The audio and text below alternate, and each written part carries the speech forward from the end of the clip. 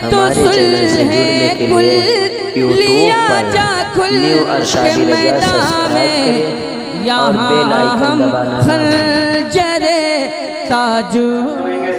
لیکن آئیے میں آخری بات آپ کے سامنے بیان کرتا ہوں، کیونکہ ناظم صاحب کی طرف سے 15 منٹ کا وقت ملا تھا، 10 منٹ کا ٹائم، 11 منٹ ہو چکے ہیں، 4 منٹ کا ٹائم باقی ہے۔ حضرات، آپ نے علماء کی زبان سے سنا ہوگا کہ میرے آقا صلی اللہ تعالیٰ علیہ وسلم ربیع الاول شریف کی 12 تاریخ کو اس دنیا میں تشریف لائے۔ میرے آقا صلی اللہ تعالیٰ علیہ وسلم کے اس دنیا میں تشریف لانے سے پہلے حضرت عیسیٰ علیہ السلام کا زمانہ گزرا ہے، جو اللہ کے نبی ہیں۔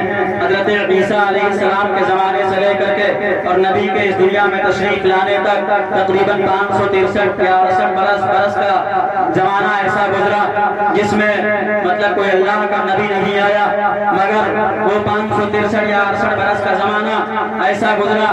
آپ واقعات کی روشنی میں اور اس تاریخ کا مطالعہ کریں گے تو آپ کو پتہ چلے گا کہ اللہ کے نبی صلی اللہ تعالیٰ علیہ وسلم کے اس دنیا میں تشریف لانے سے پہلے پوری دنیا میں ابن آدم پائے جا رہے تھے۔ دنیا کا کوئی خطہ یا کوئی جبہ ایسا نہیں تھا جہاں پر انسان آباد نہ ہو، جہاں پر جو ہے انسانوں کی آبادی نہ ہو، مگر یہ انسان مختلف طور پر اتنا گر چکا تھا کہ اس انسان کی نظر جو ہے سویرے سویرے اگتے ہوئے سورج کی کرنوں پر پڑتی، سورج کی کرنوں کے سامنے اپنے ماتھے کو ٹیک دیتا اور کہتا ہے سورج تو میرا معبود ہے۔ شام کو سورج غروب ہو جاتا، چاند نکلتا، چاند کی چاندنی پھیلتی، چاند کی چاندنی کے سامنے اپنے ماتھے کو ٹیک دیتا اور کہتا ہے چاند تو میرا معبود ہے۔ عزیزان ملت اسلامیہ، یہ انسان اتنا گر چکا تھا کہ جو ہے آگ کے سامنے یہ انسان اپنے ماتھے کو ٹیک دیتا اور کہتا ہے آگ تو میرا معبود ہے۔ سمندر کے لہروں پر اس انسان کی نظر جاتی، سمندر کے سامنے